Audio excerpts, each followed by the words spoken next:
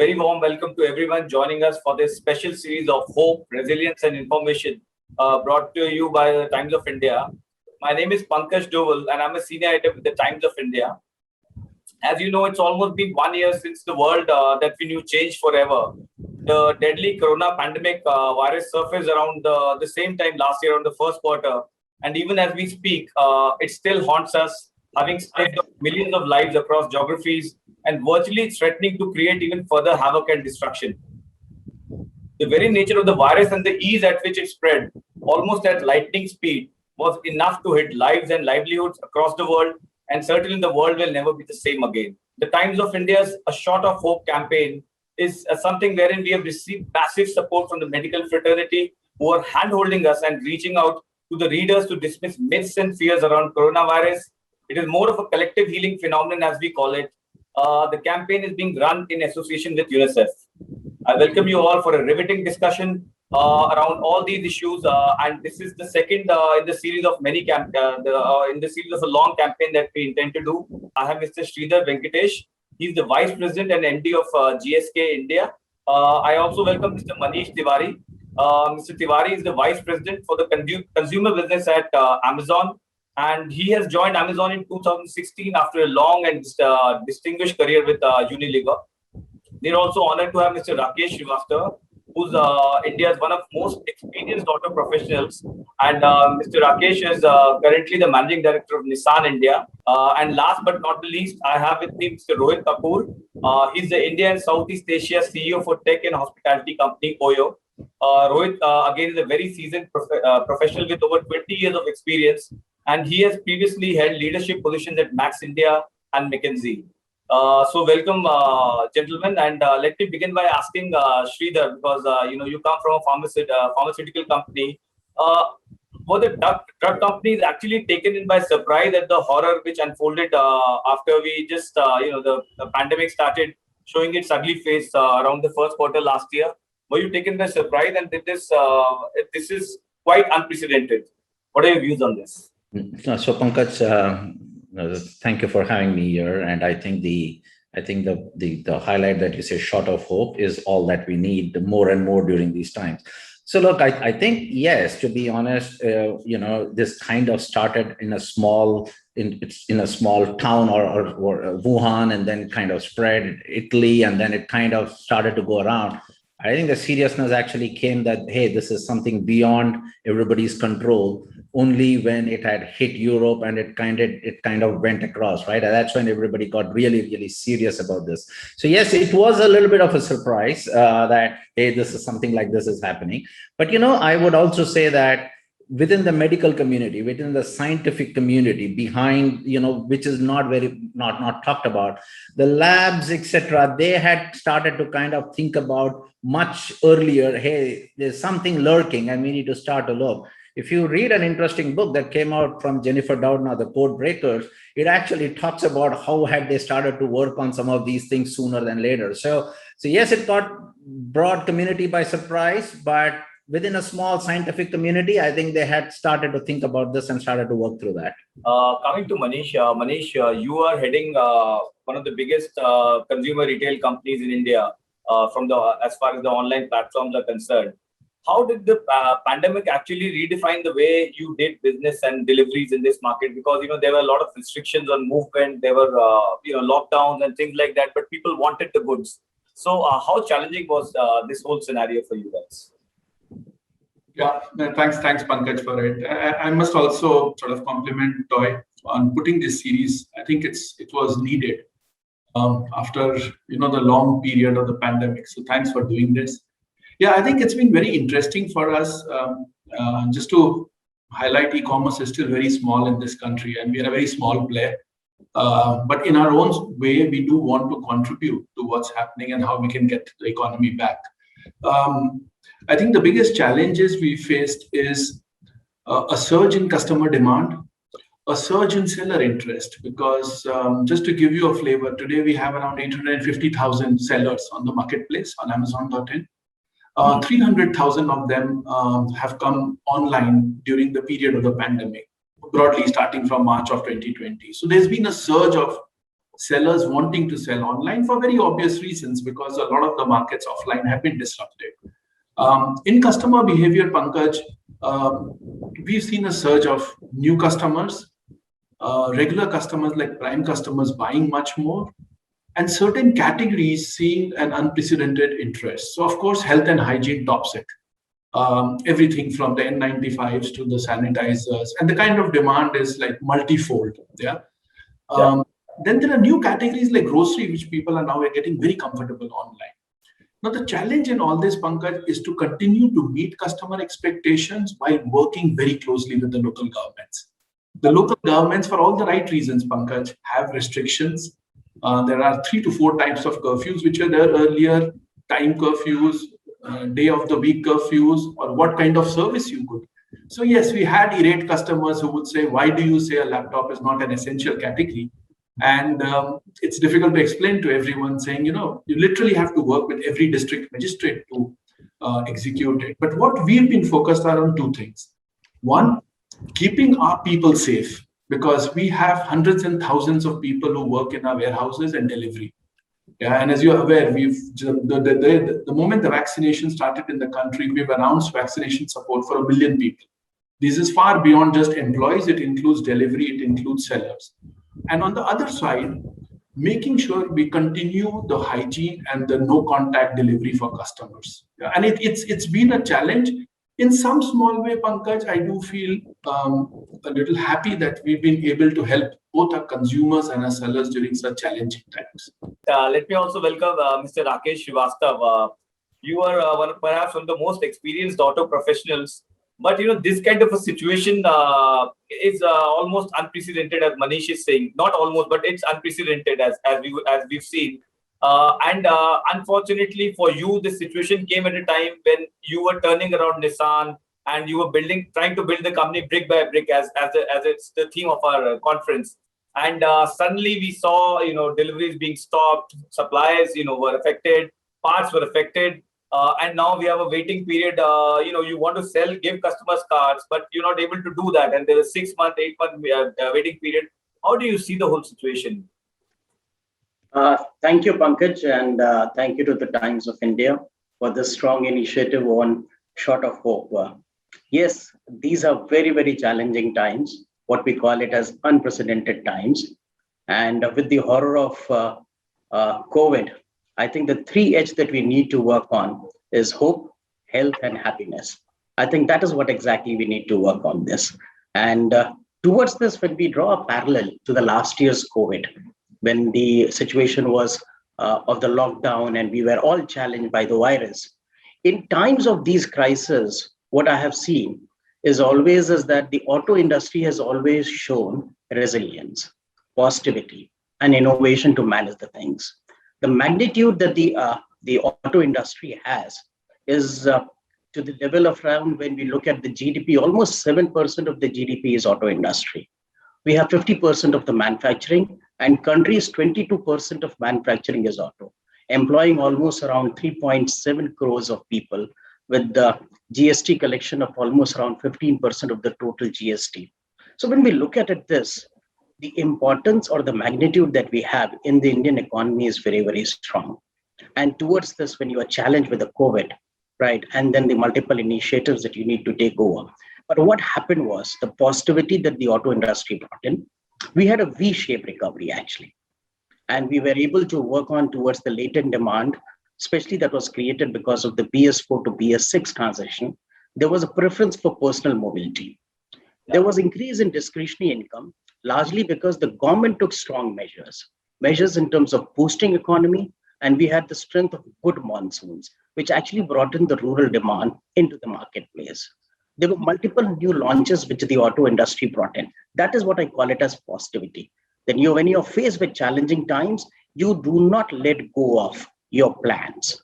You find ways to manage them, and that created growth. In fact, the demand exceeded supply last year. We had what we call as a V-shaped recovery. Although the challenges were multiple in terms of the production side, largely because there was a movement of migrant laborers from one place to another place. And that was basically a big challenge that we had. But the strength that the auto industry brought in by way of taking stronger measures actually brought in the recovery. We had actually, although when we look at it, right, just a year back, the auto industry had declined, especially the passenger vehicle industry, by 18%. In spite of the COVID, we were able to work on and bring the growth rate to just -3%.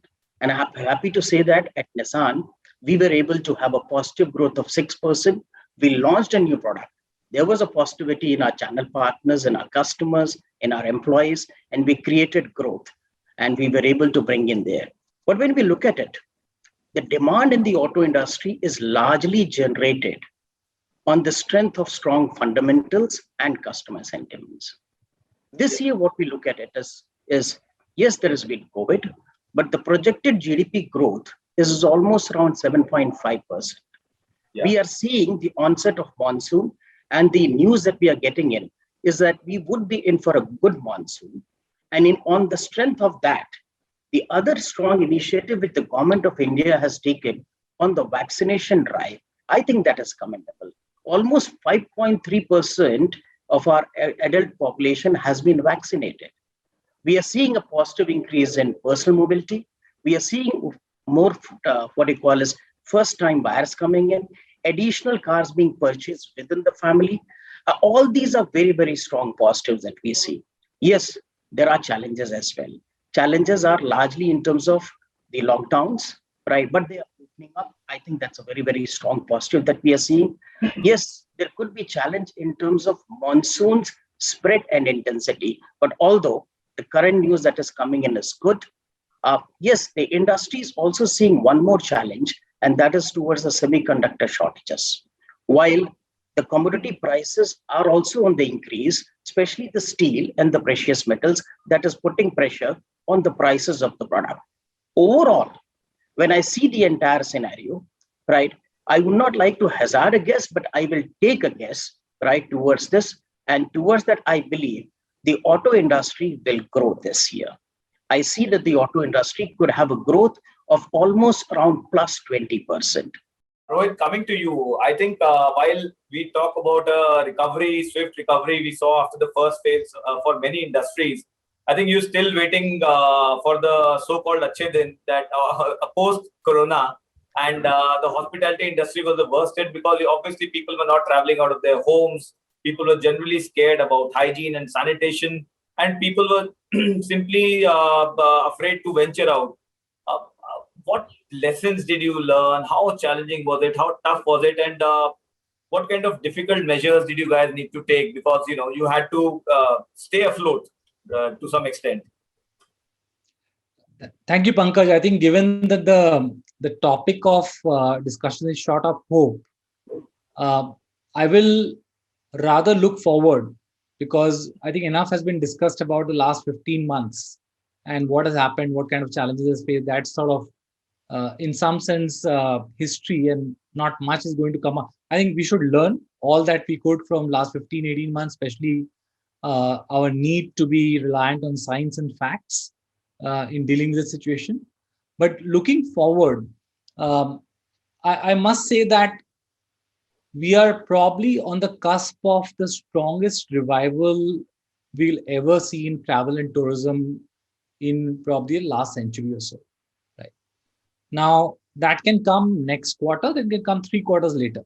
It is not in anybody's control to predict, nor anybody's job to predict the precise timing of the revival.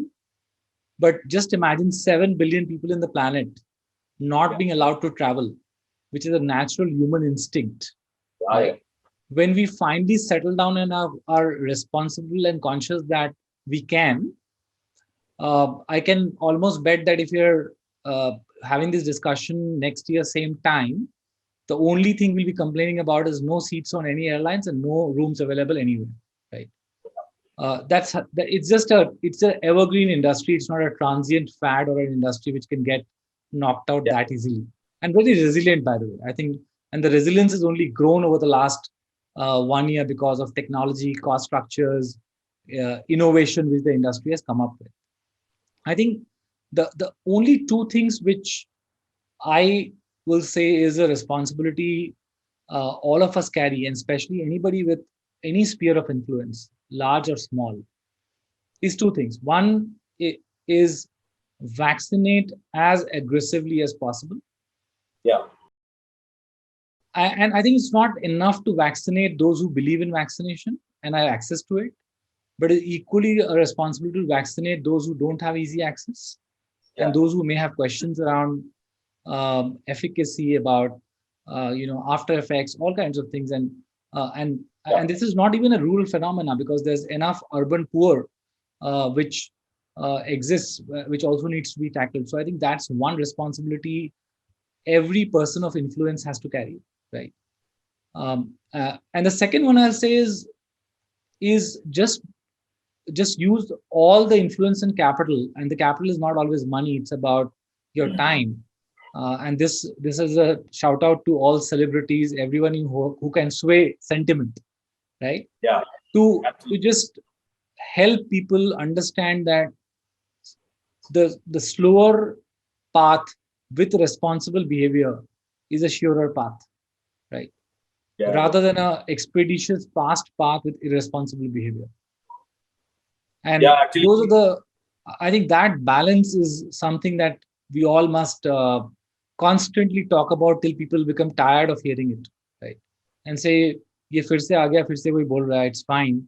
But I think it's as simple as these two things, because I'm a big believer, having worked in healthcare prior to this job, that science will progress faster than we imagine. So it is not just vaccination. By the time few months are out, you'll also find effective cures for COVID itself coming out, whether it is for mild, moderate, or severe symptoms. They already were there in emergency use or trial phases, many things, but we'll find a lot of protection will come out. It's for us to be responsible to reach that point with least amount of damage done to individually, to families, to societies, and to the nation. My question is that, we're talking about, perhaps we're hoping that this is the end of the pandemic. We don't see a third phase. And you part of the industry that is giving us all kinds of hope in terms of vaccinations, in terms of medicines, in terms of all these things. What is your personal belief that would we actually see the dreaded third wave, or hopefully we are behind it?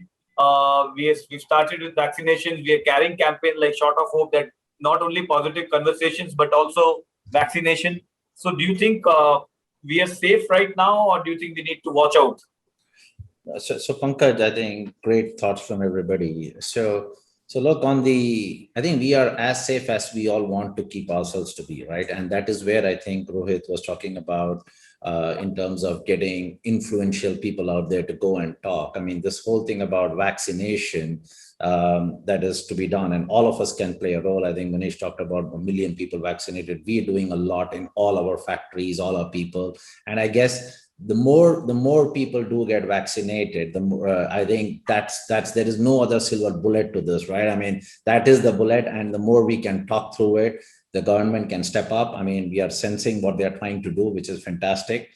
But hopefully this gets to scale, right? Now, will a third wave happen or not? I mean, to me, I think it's predominantly in our hands for us to kind of be responsible out there and do what is right, right? I absolutely love the fact what Rohit was saying, that we need to, I think it's going to come by resurgence. But if it comes too soon without us being responsible, what you hear in Maharashtra yesterday is not news that you want to hear. That's something that's come back up again. So look, I remain absolutely positive that I think all of us we are in the right path. Vaccination is happening. The pharmaceutical industry has stepped up significantly in order to ensure people remain safe. I mean, who would have thought that the largest amount of lives that are going to be saved is going to be by that 8 rupee ki goli of paracetamol, right? The fever that is coming down, not by everything else. And to me, everybody is doing their bit. I do think if you have to stop the third wave, it's going to be, we got to hold our hands together all throughout.